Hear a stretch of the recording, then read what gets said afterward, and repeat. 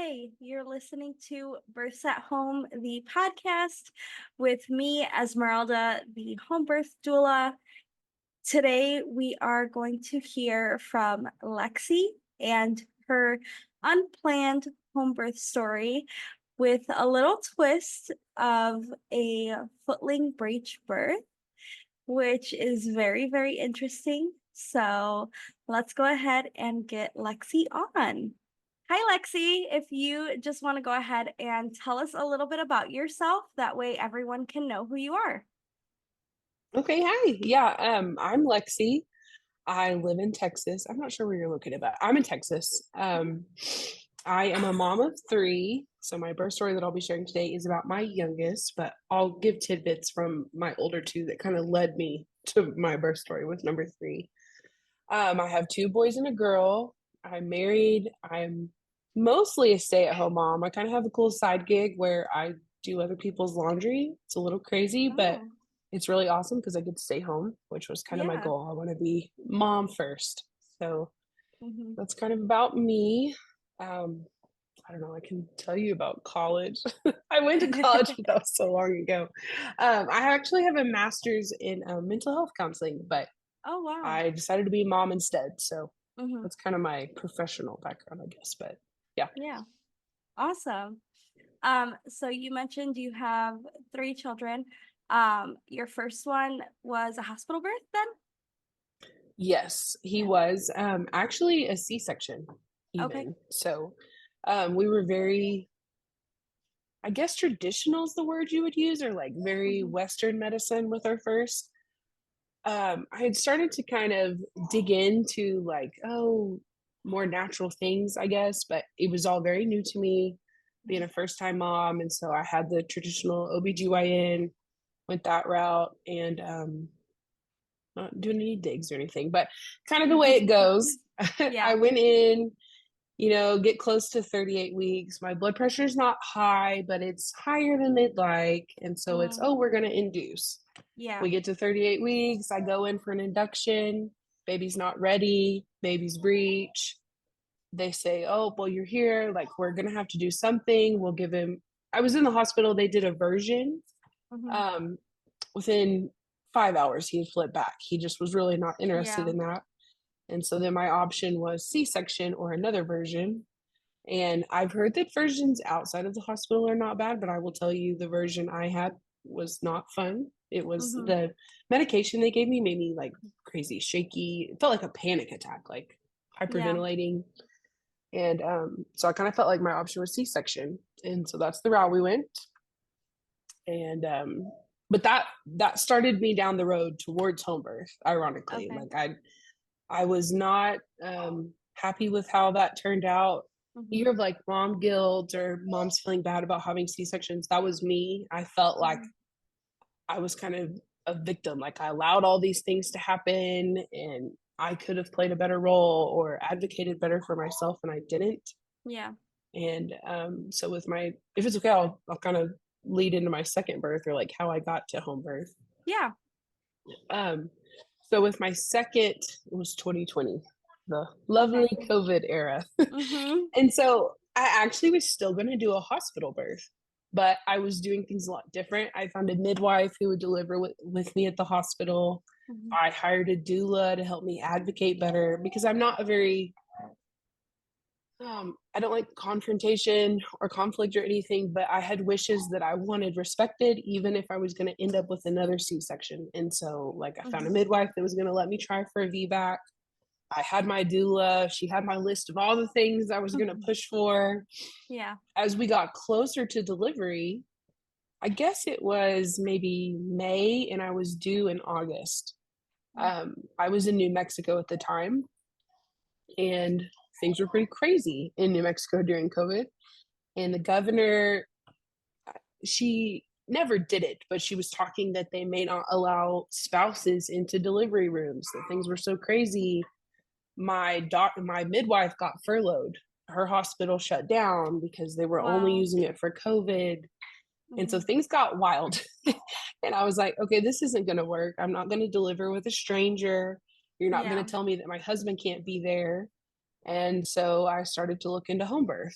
which I wasn't sure I was brave enough for that. Like I Mhm. thought women that had home births, like, you've got to be so brave. I don't know Mhm. if I have the pain tolerance. I don't know if I like what about even the smell? I know that sounds so silly, but like we had pets growing up and they would have puppies and I was like, I don't know, that smells funky. Like I don't want my house to smell weird. I had Yeah. all these things. But I was determined I was going to have the birth I wanted. And if that meant that I had to have it at home, then that's where I was going to have it. And so I found a midwife that would take me, even though I was a VBAC. And so we started down that road.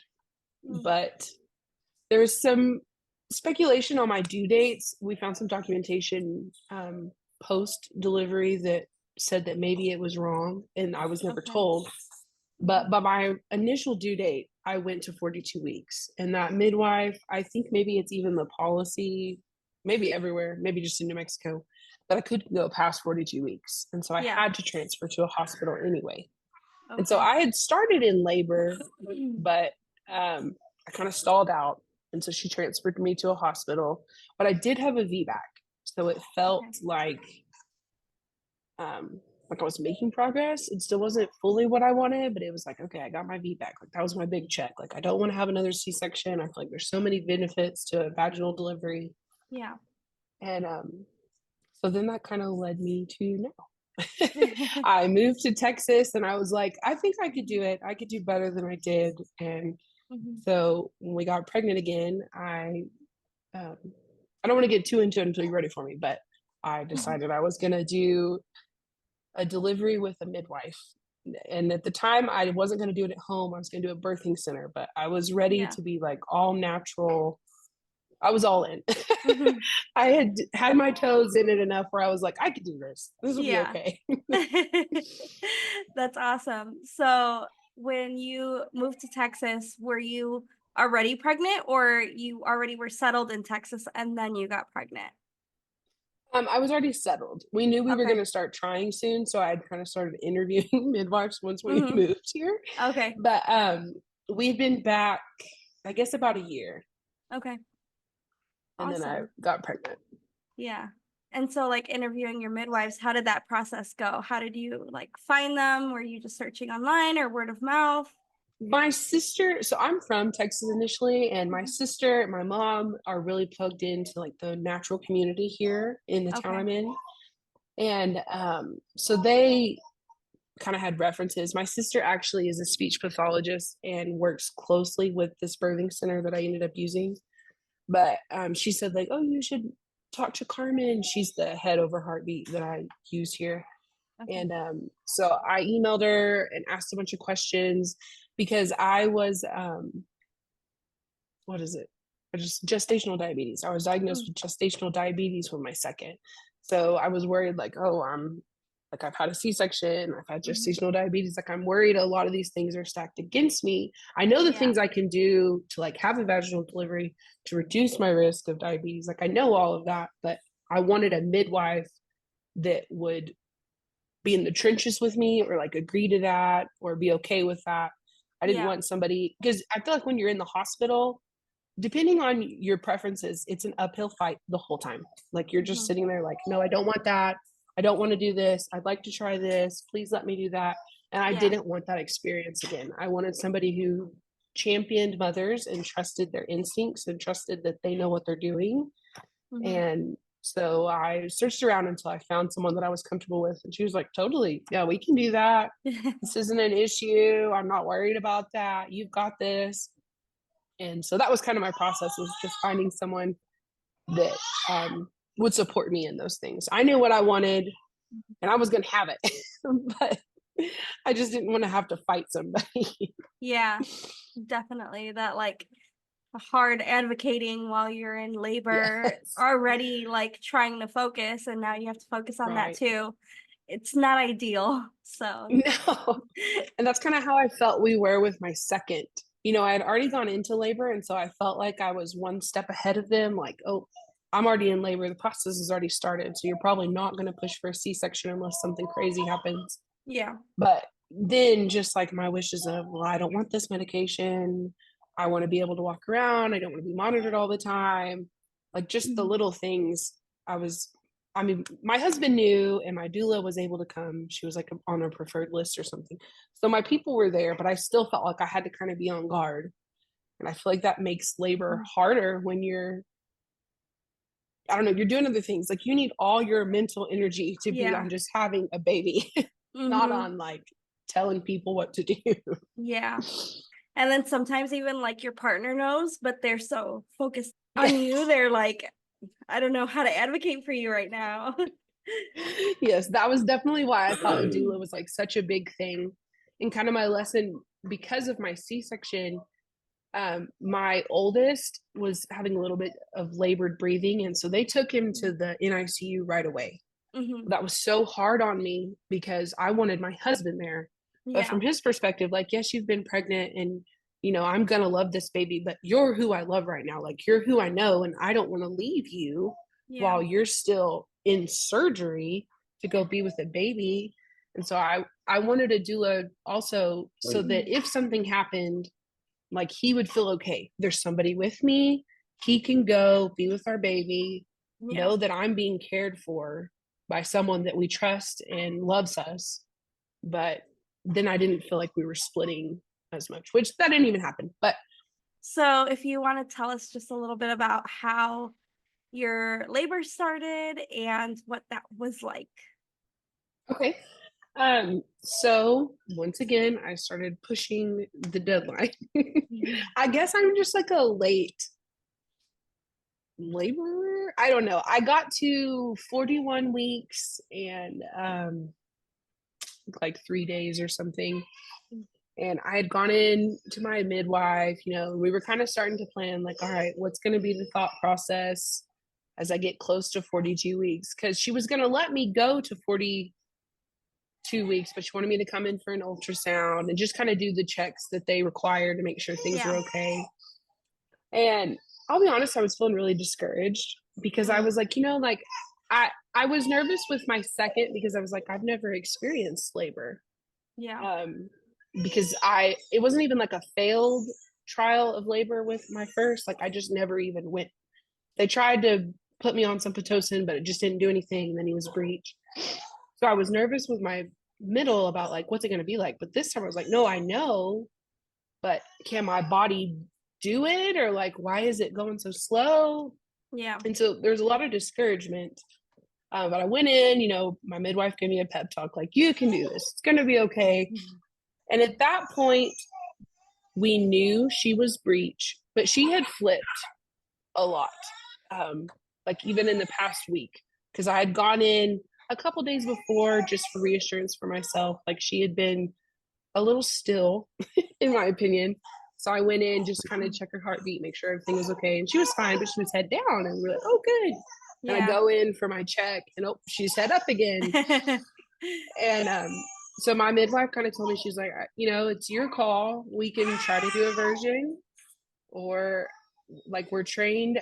I can't ever remember his name, but I think it's Dr. Stu. Like he had come and done a training with them. So they had worked under him. I felt really great about that. And so she was like, it's up to you, whatever you want to do. And I went home and told my husband, and something just told me like, no, like if she's going to be breech, I'm going to let her be breech. I trust that she knows what she's doing in there. She's breech for a reason. And so we did. We just decided, all right, she's going to be breech. And we kind of kept that to ourselves.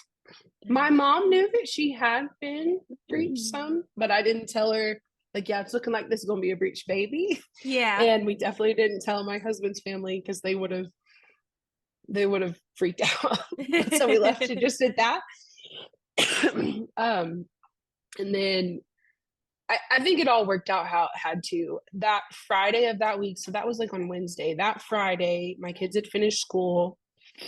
We met my husband for lunch at his office, and I was starting to feel contractions, but it was kind of the early stage of like, I'm going to pretend like they're not happening. I'm just going to ignore it, go about my day because I don't want to jinx it or anything. Kind of went about our day. That evening, they started to pick up a little bit, not necessarily intensity, but in frequency. And I told my husband, I was like, okay, like I think maybe this is it. Like it's finally happening. But I said, I don't want to tell the midwife yet. I don't want too many people. I don't want things like, I want to keep things as normal as possible for as long as possible. Because Yeah. I was really worried about that with my second, that calling my midwife too early made me slow down. I got nervous, and my midwife and my doula in my second birth were not familiar with each other. Okay. And I don't know that there was tension, but in my mind there was tension. And I felt like navigating that, like the way my doula wanted me to labor versus how my midwife was letting me labor, were different. And I Okay. didn't want to feel any of that with this baby. So I just told my husband, I was like, let's just wait. Like, it's early. There's no way I'm having a baby tonight. Mm-hmm. So we'll just kind of labor through the night, let it go. We did tell her, like, hey, kind of think contractions are starting, but I said, I don't want to do anything, yet, or do anything about it or have anybody over. So we go through the night. And I wish I was one of those women who's in labor that, like, you can just kind of go to bed like, oh, I'm having contractions, I'm just gonna go to sleep and it's gonna be okay. I am not. I don't know if it's a low pain tolerance. I just don't sleep well. And like, I'd start to kind of doze off, and then I would have one, and it'd be like, woo! So, like, I watched a lot of movies Friday night, so many movies. But labored all through the night. And that morning we had talked with my mom, and I was just tired at that point, just kind of up all night laboring. And so she came and got our two boys, and we spent the day, like, we checked in with my midwife, and she was like, do your sister circuit from spinning babies. So I did, like, the sideline. Then there's I don't remember all the fancy names, but there's, like, the thing where you have your head down. Yeah. There's the sideline. We did all the things, worked through it. And it was just real on and off. Like, I'd have a while where my labor would really pick up. My contractions would come in pretty close. And I'd think, okay, like, we're getting ready. Things are starting to pick up. And then it would die off. Then it would pick back up. And it would die off. And so once again, like, mid-afternoon, like, I was just so discouraged. Like, I told my husband, I was like, why can't I do this? Like, are we even gonna have a baby this weekend? Like, I want to have this baby the way I want to have this baby, but we're getting close to 42 weeks again. And I just feel like I'm not making any progress in labor. And thankfully he was, like, so encouraging. And so was my mom visiting with her. And, it just reminded me, like, this is happening how it's supposed to happen. Just trust it. Just relax. Like, you've got this, you know what you're doing.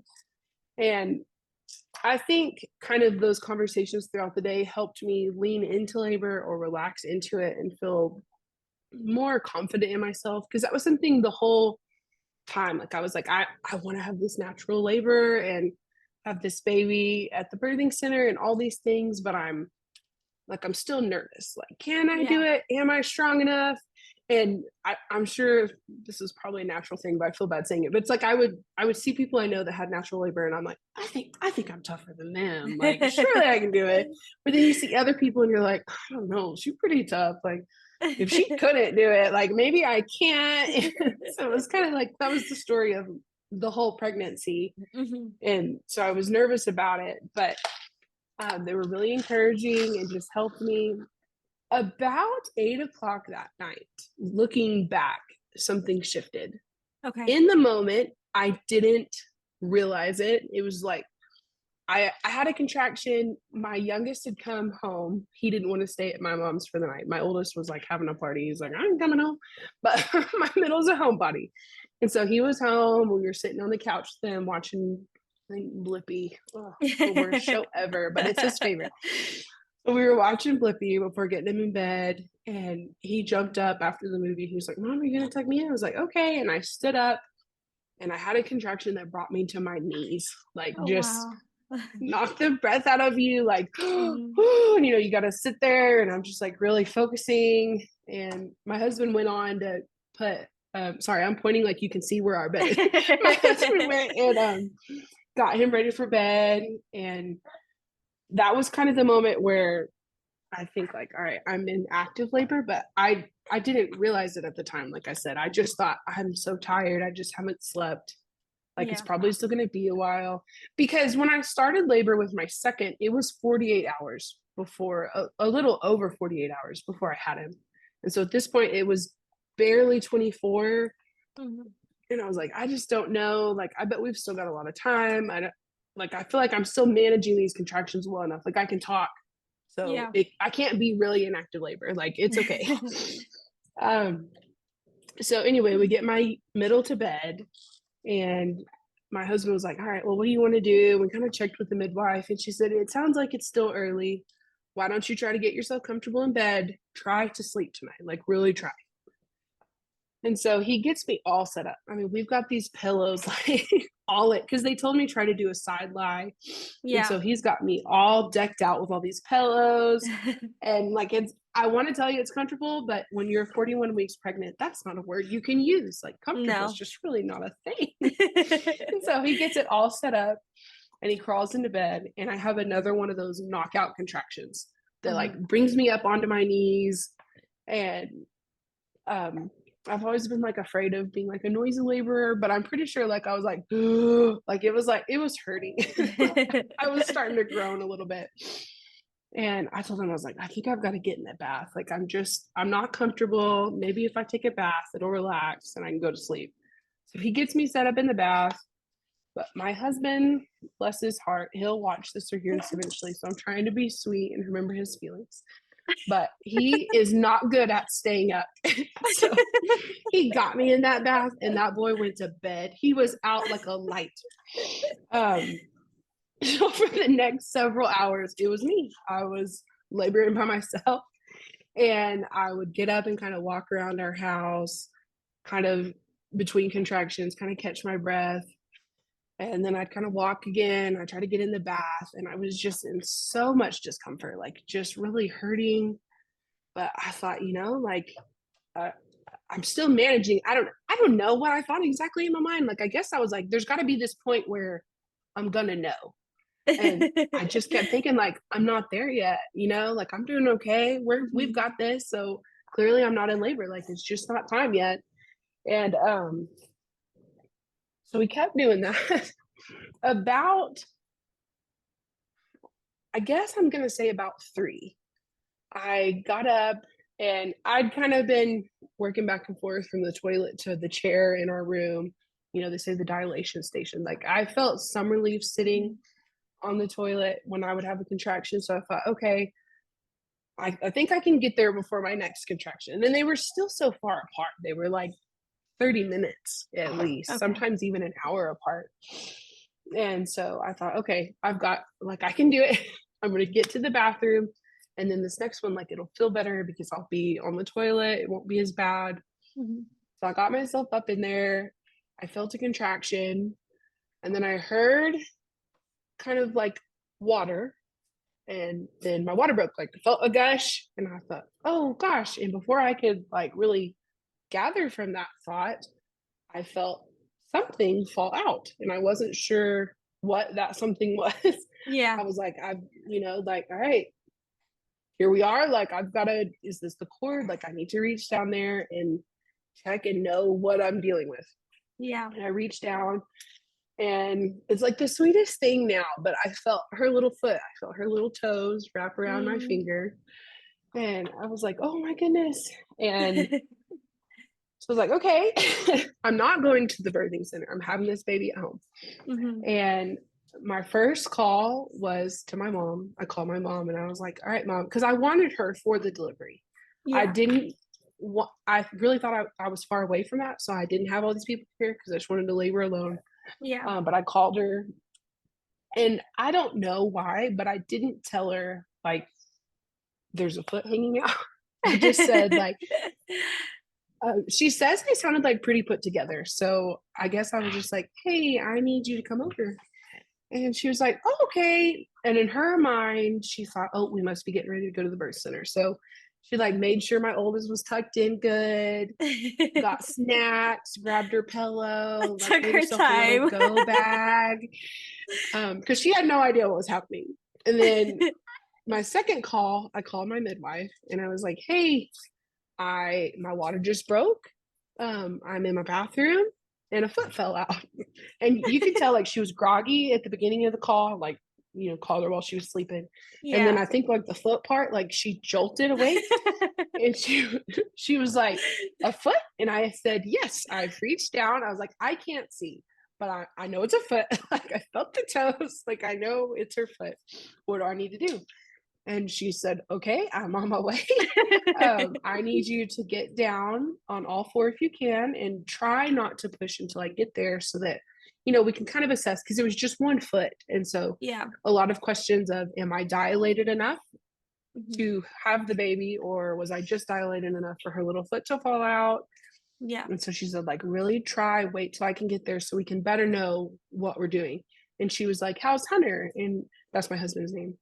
And I said, he's asleep. I was like, it is just me right now. I said, I'm trying to get him up, but I don't know if I can. And so hopefully you can get in the garage, which is a good thing I got him up because I gave everyone the wrong garage code. What I thought our code was not it. So that would have been very bad. But she was like, okay, well, I'm going to stay on the line with you. I'm on my way. And so I muted her and I was trying my dangest to wake my husband up. Like he sleeps like a rock. And I'm sitting there beating on the wall of the bathroom. At this point, I know she said to get on all four, but like I haven't convinced myself to do that yet. Like I'm like, how, like there's a foot, how do I navigate this and like get on all four? Like, Yeah. how is the baby not just going to come out? And so I'm like trying to navigate all of this and I'm banging on the wall, like yelling, like, Hunter, Hunter, like get up. And he's just snoring and snoring. And finally, like there's a break in the snoring for a minute. And so I'm like beating everything I can. And like I have the trash can, it's all metal, and I'm like hitting it against the wall, like trying to wake him up.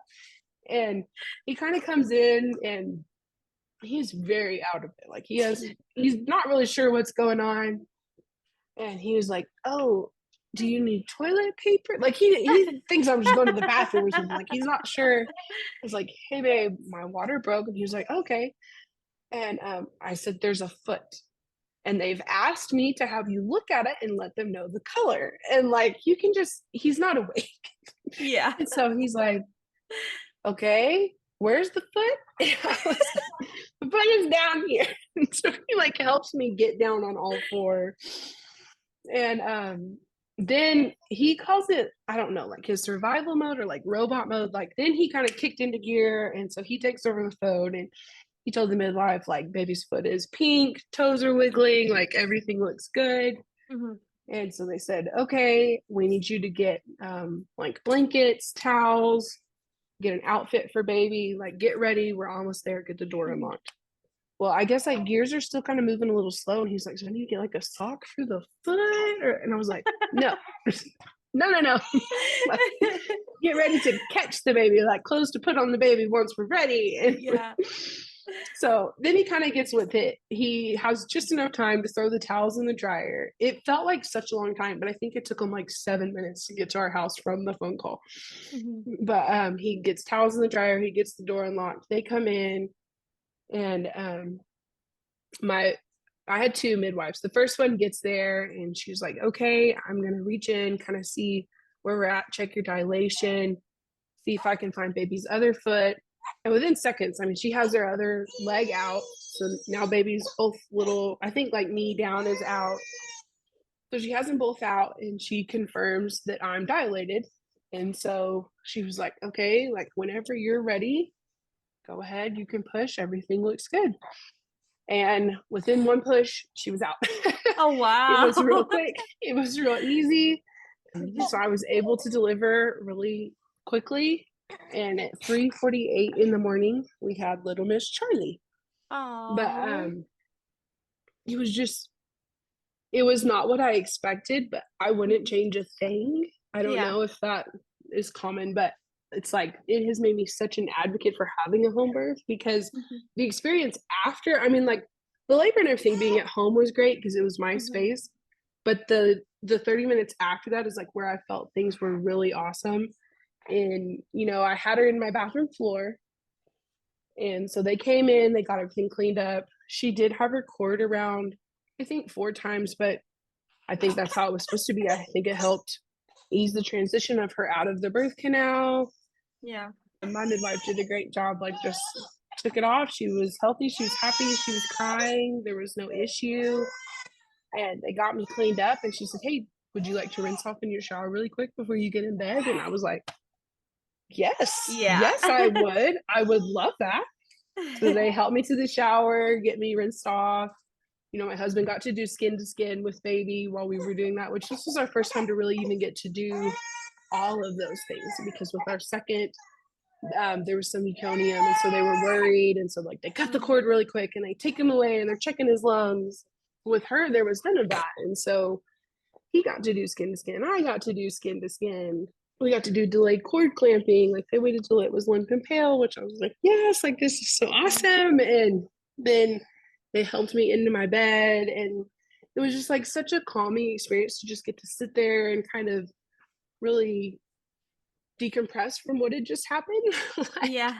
oh my gosh, I just had a baby in my bathroom floor. Like this was not expected at all. This was awesome. And just get to be at home. Like we were all snuggled up in our bed, and my husband got to sit there next to me, and my mom got to see baby. And I loved it. It was just, like I said, it was unexpected, but I already told my midwives we hope to have at least one more. And they're like, so kind of that day after she was born, they're like, well, what do you think? I was like, oh, we're for sure doing home birth like on purpose next time. Like I can't imagine had I have tried to get in the car and labored on the way to the birthing center. For Yeah. starters, I think baby would have been more in the car. But Mm-hmm. that just seems crazy to even think that I would have done that. Like it's like, why did Yeah. I not do this to begin with? Like this is Mm-hmm. so great. That's amazing. Um, what's really cool is that your midwives trained with Dr. Stu, so they were perfectly Yeah. fine with like doing a breech birth. It's really hard finding midwives, especially licensed midwives who will do breech. Even if they're trained, like some of the regulations, they just can't do it if they're licensed. Right. So it's amazing that they were able to, and everything just worked perfectly for that.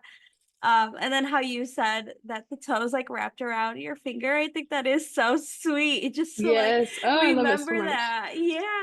I, Every I time I bet. touch your little foot, it's like a little flashback. Like, oh, Yeah. I just love it. Uh-huh. Because even just like whenever the head comes out and you like reach down and are able to touch your baby's head, that's like a sweet moment.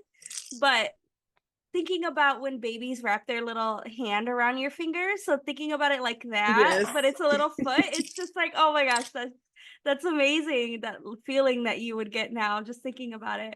So that's really cute. I love that part of the story. This is definitely my favorite. I feel like when I tell my mom and everything now, it was like, what? Like you felt the foot? I'm like, you don't understand. Like it was so sweet. Like it was such a sweet. And I say, like in hindsight, a lot of the things in the moment, it was like, oh my gosh, Hunter, like why aren't you awake? Like I can't believe I'm doing this alone. But I say in hindsight, everything, like I literally I wouldn't even change that, because I Mhm. feel like it made me keep like a level of calm that I'm normally not. Like when I'm with my husband, I know that he's calm, and so I don't Yeah. have to be. Mhm. So I'm usually like, oh no, like what are we gonna do? What's happening? Like being just me, it was like, okay, like I just have to do the next thing. And so it really gave me um I don't know, like courage or empowerment. Like I felt brave and that felt cool Yeah. to just know, like I did this. I really did it. Like Mhm. I had this baby, and not only I feel like a lot of people like, oh, I couldn't do a home birth, and that was me. I mean, that was me Mhm. definitely for my first. But then, like on top of that, it's like, oh, I didn't just have a home birth. I had a Footling Breech home birth. Like I did Yeah. it. Every little bit of how it happened, I feel like was just perfectly designed how it was supposed to. Just Mhm. a great experience. Yeah. Wow, that's so cool. Um, and so how did your family kind of feel about like, oh, you didn't make it to the birthing center? Like what happened? Were they all worried or So my mom, like, I guess if there's a little bit of heartbreak in the story, it's that I gave her the wrong garage code. My husband didn't know that I had even told her. And so Mm. she was just a couple minutes behind. Okay. She had gotten a hold of one of my sisters that for some reason did know the correct garage code. So I guess that's cool. My sisters can get in my house, but I can't. But not you. But she was able to, yeah, she was able to come in, and she rounded the corner about the time they handed her to me. Mm. But she was like in shock, like, oh, there's a baby, like we have a baby. And I was like, yeah, like she's here. But she was just happy. She had been at my first, I guess she couldn't be at the delivery, but she had been there when I was in the hospital with my first. And unfortunately with COVID, she couldn't be at my second. But Okay. like we just kept talking about how we wanted this birth to be like a redeeming birth for kind of those experiences. And so for her, she was happy because she felt like I got that. And Yeah. she loved seeing that the midwives were so supporting, and it was like such a good experience versus kind of with the hospitals fighting them or having to advocate a lot. Yeah. And so she was really happy about it. And my sisters were really excited. One of my sisters was actually pregnant too. So she had a home birth a couple months later. Oh, And I wow. feel like my experience like helped her be pumped. Her story's a little different, but Yeah. I think my labor kind of maybe gave her the courage, like, I can do it too. Yeah. And my husband's family was they're a little more traditional. Hmm. And so they were happy everything was okay. Was Yeah. kind of their stance on it all. I don't think they would be okay knowing like, yeah, if the next baby's breech, we're gonna do the exact same thing. But they were happy everything worked out. My husband called them because they live in New Mexico still, and so my husband sent him a picture of her about 6 that morning and was like, surprise, we have a baby. And they were like, oh my gosh, it looks like you're at home. What are you doing at home already? And Hunter called them and kind of told them. And by the time they saw me that afternoon, they jumped in the car and got here like right away. But they were like, so you had her at home? Like in there? And I was like, yeah. And she was breech. Like, is that okay? I was like, yeah, just a variation of normal. Like everything's good. Hmm. But, so we kind of had the whole gambit of reactions. We had people who were like, woo, you had baby home. Then we had people who were Yeah. like, please don't do that again. That's funny. I'm glad you did have family though that supported you and didn't kind of make those bad comments about like, oh, that was Right. dangerous. You should have did this. Because that does Yeah. happen sometimes. So I'm glad you didn't have that experience. We're really fortunate that everybody was pretty supportive. It was pretty Hmm. shocking, I'm sure. I think maybe that's why something told me not to tell my mom totally. Hmm. I I didn't want her to be worried on the drive. And I feel like had she known there's a foot hanging out, there would have been some fear. Because Yeah. telling her the whole story in hindsight, she was like, oh my goodness, like that's crazy. Like Yeah. she's supportive, but it's still a little like, oh, like Yeah. that, She's not whoa, I used don't know to if that's how it. she runs. Hmm. Right. And so I'm not sure where I was fully going with that, but like we did have so much support. It was just all how it should be. Yeah. That's amazing. And so, if anyone wants to kind of connect with you on social media, how can they find you? They can catch me on Instagram. Just I can tell you what my handle is. Sorry, let me look it up. I don't remember. It's Lexie Lee Leigh_92. Okay. You're welcome to follow me. I haven't shared my story on Instagram yet.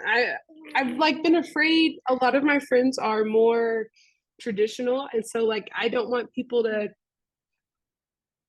Yeah, I guess I don't want them to judge me. I don't know. It's such a special story, and I just like to share it with people that would also treasure it, I guess. And so Yeah. I don't have it on Instagram yet. My plan is for her first birthday, I'm going to be brave. I'm going to share it. And if anybody doesn't like it, they can just unfollow me. I don't care. Yeah. Yeah, definitely. Okay, well, thank you so much for sharing your story with us today. Yeah, thank you. It was fun. Oh my goodness. Wasn't that an amazing home birth story? I got such an oxytocin rush with that story. I loved it. I'm so glad that there are midwives who are trained in breech birth because breech birth, there's nothing wrong with it, and you can give birth to your breech baby at home. It definitely is a variation of normal. It is not always an emergency. It does not mean you need an immediate C-section. I hope that you enjoyed listening to this story. If you did and you want to see even more content from me, I would highly recommend joining us over on Patreon. We have a book club membership. We have secret podcasts that go out. Also, I do a workshop on there that is an exclusive workshop to only Patreon members. I do fun giveaways over there. So definitely come and join us over on that platform if you want to see just more of me and more home birth content as well. Thank you so much for listening, and we'll be back with more home birth stories.